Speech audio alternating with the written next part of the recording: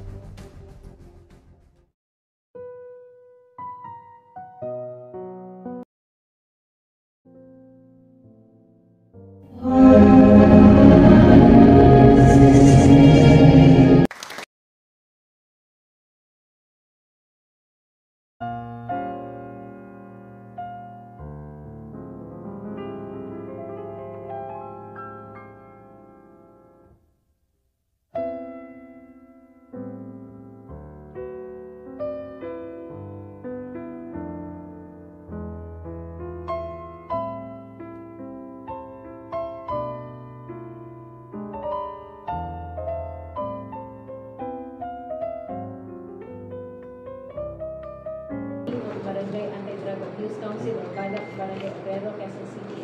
Letter J, Barangay Executive Order Number 10, Series of 2024, organization of the structure for the monitoring mechanism and the implementation of Barangay Drug Clearing Program.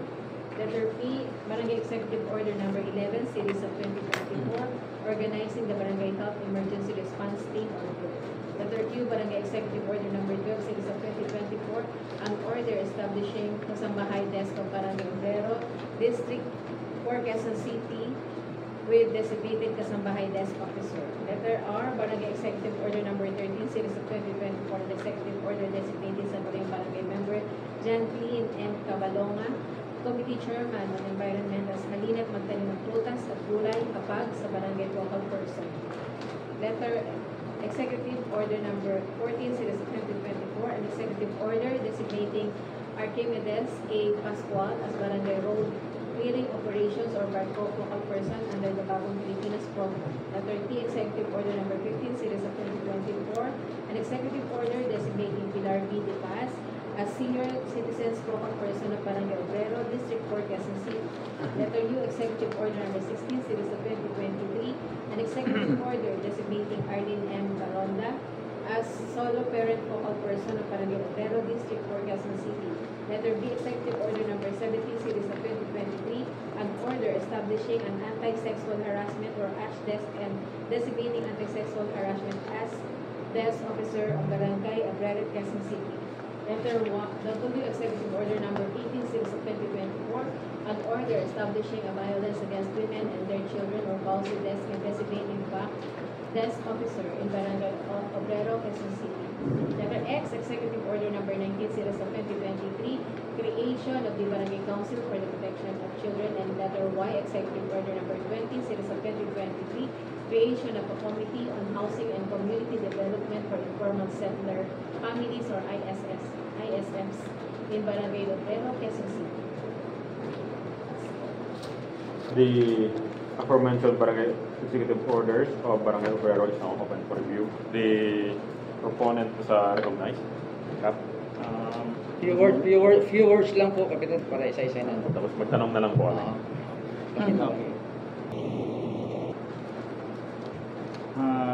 Good morning sa ating lahat, no? I am Jose Segundo from Barangay Obrero. Then my beautiful secretary, Jobil Cabalis. That's all. Request for approval, ha? Thank you. Sabagay, nag-apura rin. May any comment from the Pero members? di naman ganong problema ito. Firman, di ba? Puro executive order lang ito eh. Kaso nga, maraming problema, Kap. Ayusin ko na lang. Okay, ha? Dito sa executive number 1, kailan ka naging secretary? 2018 pa. Parang ba't hindi ito nakikita doon? Tinatago ka ni Kapitan sa akin, ano? Napupunta ko, Obrero, pag gano'n, no? Ayun, no? Yung barangay hall mo, gano'n pa rin? Ha? Doon sa ano, sa may Tuaso. Oo, doon sa pagliko ng traffic light ng ganon. Pasyalan mo naman ako doon. Eh, nagpunta nga ako doon, wala ka eh. Hindi ako maalis doon. Ah, hindi ka ba umalis? Ibang barangay yung napuntahan ko. Dede, sikap kasi matagal na kapitan. Di ba? 2030. Oh, so hindi constitution. Re-constitution. Ha? Okay. Yan ha. Tanda mo yan. Ayan. Hello. Sabay kopya mo na sa aking kapitan. Kap, bigyan mo na lang sa kanya. Hindi ka naman susunod eh. Okay. Okay ha. Nakaisa na tayo ha. Doon sa number 2, reorganizing. Tama to ha. Ayan, kasi bago. Pero ang problema, yan, okay na. Isa-isahin na lang natin ng motion pare, para ano. Okay. Mr. Chair, I move that we conditionally approve Barangay Executive number 1, subject to the submission of the corrected version. The Barangay Executive Order number 1, 024 Barangay Obrero is conditionally approved subject to submission of corrected version. Okay. Ma'am, including yung sa heading niyo, mama, yung Republic of the Philippines, tanggalin mo na itong municipality of Ay, Quezon City. Ala, magagalit si Mayoran nito. Municipality of Quezon Province City. of Metro Manila. Metro Manila na lang yan. Okay. Quezon City, ano na yan? Division na yan. Ayan, okay. So lahat ganang nakalagay iha sa lahat ng mga isabado. Oh. Salamat tayo sa chair na. Hindi ko napansin yun. Okay. So dito naman sa executive order number 2, tama lang din. Ang problema, yun na naman heading, ha? Okay, so I move that we conditionally approve executive order number 2, Mr. Chair, subject to submission of corrected version. Duly seconded, the Barangay Executive Order number 02-024, Barangay Obrero is conditionally approved subject to the submission of corrected version. Executive order number 3, dapat reactivation, ha? Okay. Pati yung heading, ha? I move, Mr. Chair, to conditionally approve the Barangay Executive Order number 3.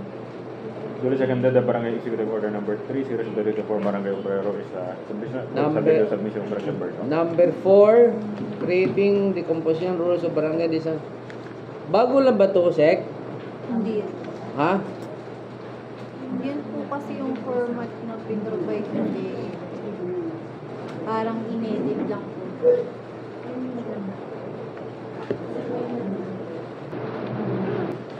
Ang DILG kasi nagbibigay siya ng format yung para sa lahat. Pero hindi mo siya kailangan pang sundin lang kung what is kailangan mo.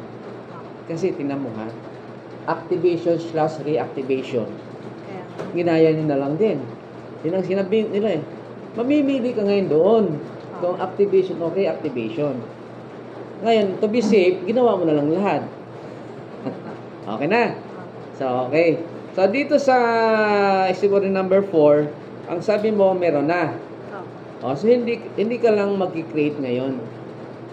Meron na eh. Ha? So, ano? Hindi create, hindi ka gagawa. Dahil meron na. Ang gagawin mo lang ngayon, i-reorganize mo lang siya. Okay? So, I move, Mr. Chair, that we conditionally approve executive order number 4. second. Duly seconded, Executive Order number 4-024, Barangay Obrero is commission approved subject to submission of corrected version. Okay, ha, tawag noon. Paki-check mo lang yung dispositive portion mo, ha? Ha? Kasi dito sa isa, wala yung pangalan ni Kapitan. On this number 4, wala pangalan ni Kapitan. Pero yung iba meron. San? Ayan, no? No, therefore. Oh. Pangalan na ni punong barangay, wala yung pangalan niya. Okay. Galit ka ba sa kay Kapitan? Hindi po ginaya ko nga lang po kasi po yung format, inedit. Hindi, wala nga. Yung iba, mayroong pangalan si Kapitan. Eh, dito wala. Ayan, ha? Okay, so, take note dun, ha? Suggestion ko lang din, ma'am. Sige. Yung ano siguro, yung Barangay Executive Order, yung title mo, an executive order, parang naging redundant. An order na lang siguro. Oh, yung mga ganun. Maganda. Huwag mo na ulitin. Maganda pakinggan. Oo. Okay? Wait lang. Nasa number 4 pa lang tayo. Pasensya na ha, Barangay Amihan at saka Na-approve na ito. Kapitana. Upo ka lang muna dyan ha. Okay. Okay. Tsaka bagong pag-asa. Exit order number 5. Organizing. So, anong dapat? Mayor. Yan. Ayan, nandito na naman ang pangalan ni Kapitan. Okay na yan. Ayan, ang galing ka talaga. Listen, I move, Mr. Chair, that... Ano ba ito? Number 5. Di lahat na lang ito, kuan pare. Conditional. Kasi marami ka pang ayusin eh. Sasabihin ko na ano yung ayusin mo ha. Okay. Sa heading pa lang, mali na. Okay ha? Okay. Okay. I move, Mr. Tama pare. I move, Mr. that we conditionally approve Barangay Exhibit number 5. Second. Note mo na kung ano mali mo ha. Approve ko na rin agad. Approve. Condition. Conditional lang pare. Kasi, Duly seconded the Barangay Executive Order number 4, Series of 2024, Barangay Obrero is conditionally approved subject to submission corrected version. sila ng heading. Okay. Exhibit order number 6. So, hindi na establishing. Bago ba to? Okay. I move, Mr. that we conditionally approve Barangay Exhibit order number 6. Second. Duly seconded Barangay Executive Order number 6, Series of 2024, Barangay Obrero is conditionally approved subject to submission corrected version. Ayan. Again, Mr. Chair, I move that we conditionally approve Barangay Exhibit order number 7.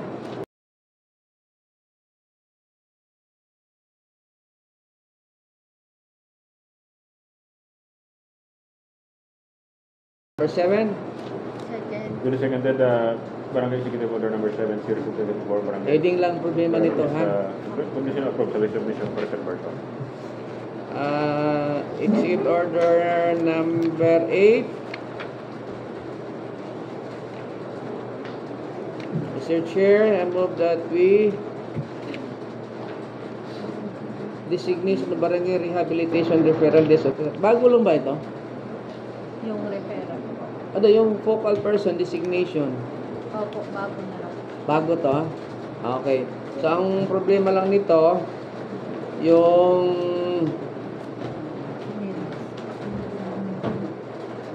hindi. Bakit iba yung dispositive portion mo? Now, therefore, I, Jose Segundo Punong sitting as Badak Chairman. Paano to? Mali. Opo. Mali na? Opo. Kasi ang pinag-usapan doon, designation barangay rehabilitation referral, napunta yung Badak. Okay, ha, paki-take note lang ha. Iha. Okay, I move that we conditionally approve, Mr. Chair, Executive Order number 8. Duly seconded the Barangay Executive Order number 08, Series of 2024, Barangay Obrero is conditionally approved subject to submission of corrected version. Executive Order number 9. Alon to? Organizing, activating. Mamili tayo doon. Activate. Reorganizing. Bago lang ba to? Hindi na po. O yan. So, reorganizing. Ha? Okay. Okay. Then, by order, the reorganization. O yun, tama naman. Bakit dito sa dispositive portion? Tama, reorganization. Bakit doon sa title? Organizing. Inedit. Inedit. Okay. So, I move for the condition that is should be conditionally approved, Mr. Chair. Duly seconded Executive Order number 09, Series of 2024, Barangay Obrero is conditionally approved subject to submission of corrected version. Dito sa organization of the structure for the monitoring mechanism, bago ba ito? Oh, bago. Bago. Okay. So, conditionally approved, Mr. Chair, as to the heading. Executive Order number 10. The Barangay Executive Order number 10, Series of 2024, o Barangay Obrero is conditionally approved subject to submission of corrected version. Itong organizing Barangay Health Emergency Response, IMBERT. Reorganizing. Okay. Mr. Chair, conditionally approved. Duly seconded the Barangay Executive Order number 11, Series of 2024, Barangay Obrero is conditionally approved subject to submission of corrected version. Siya mo lang. Natapos na tayo. Executive Order number 12. Bago lang ba ito? Kasambahay? Okay, so heading lang ang problema mo rito. Iha ha? Okay. Okay. Conditionally approved, Mr. Chair. Duly Second. seconded the Barangay Executive Order number 12, Series of 2024, Barangay Obrero is conditionally approved subject to submission of corrected version. Ito, Seg, no? Yun, tama yung sinabi ni Chair. Ano, order establishing. Pero yung mayroong iba, unexecuted order, ulit-ulit. Oh, minsan, masipag, no? Hinaya ko nga lang po Hinaya yung lang, no? Hinaya nga lang eh. Pinet. Edit lang naman eh. So, nasaan tayo? Sa exit order number 13. So, bago lang ba itong hapag? Opo, bago. Marami na bang itanim ngayon doon? Sakto lang po. Maliit lang po kasi yun. Pwede naman doon sa taas ng barangay hall, lalagyan mo ng hapag. Okay. Mr. Chair, I move that yung heading lang naman kailangan dito. Yeah, conditionally approved, Mr. Chair. Number 13. Duly seconded the Barangay Executive Order number 13, series of 2024, Barangay Obrero is conditionally approved, subject to the submission of corrected version. Yung barko, bago rin to, di ba? Okay. Heading lang din, ha? Conditionally approved, Mr. Chair. Executive Order number 14. Second. Duly seconded the Barangay Executive Order number 14, series of 2024, Barangay Obrero is conditionally approved, subject to submission of corrected version. Bago rin ito, no? Focal person, senior citizen. Mr. Chair, exhibit number 15, conditionally approved. Heading lang problema niyan. Duly seconded the Executive Order number 15, series of 2024, Barangay Obrero is conditionally approved, subject to submission of corrected version. Likewise, Mr. Chair, conditionally approved. Number 16.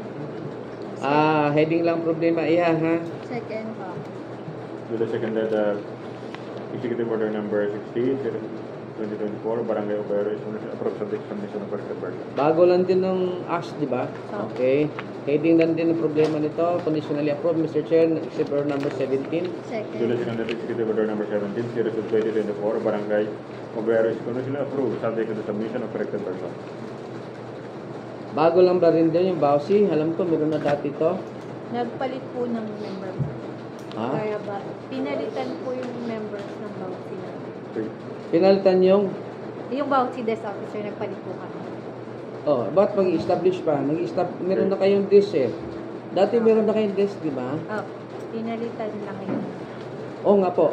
Okay. Undesignating Baudis officer in Barangay Obrero. Hindi ka na mag-establish. Re-establishing na violence against women. Kasi meron na kayo dati eh. Di ba? Yan. Mr. Chair, conditionally approved. Exhibit number 18. Second. Duly seconded the Executive Order number 18, series of 2024, Barangay Obrero is conditionally approved, subject to the submission of corrected version. Itong Barangay Council BCPC, meron na din tayo dito, di ba? So, hindi creation, ha? Okay. Mr. Chair, conditionally approved. Duly seconded Number 19. the Executive Order number 19, series of 2024, Barangay Obrero is conditionally approved, subject to the submission of corrected version. Itong Committee on Housing, Bago lang. bago lang, di ba? Okay, Mr. Chair, conditionally approved. Basta heading lang iya, ha? Okay. Second. Duly seconded the Executive Order number 20, series of 2024, Barangay Obrero is conditionally approved, subject to submission of corrected version. Mr. Chair, wala na po. Ano ka? Thank you. Okay na. Sabi ni Sir, magpasalamat ka ng win tayo. Tapos na magpapasalamat pa. Okay, thank you, Kap. Maraming salamat Thank you, sir. po, Tony, Thank you po, thank you po. Sa inyo lahat, maraming salamat. Thank you, Kap. Teka, ingat lang. Next item, mamaya. Ay, Sek, ha? Kita-kita tayo ulit, ha?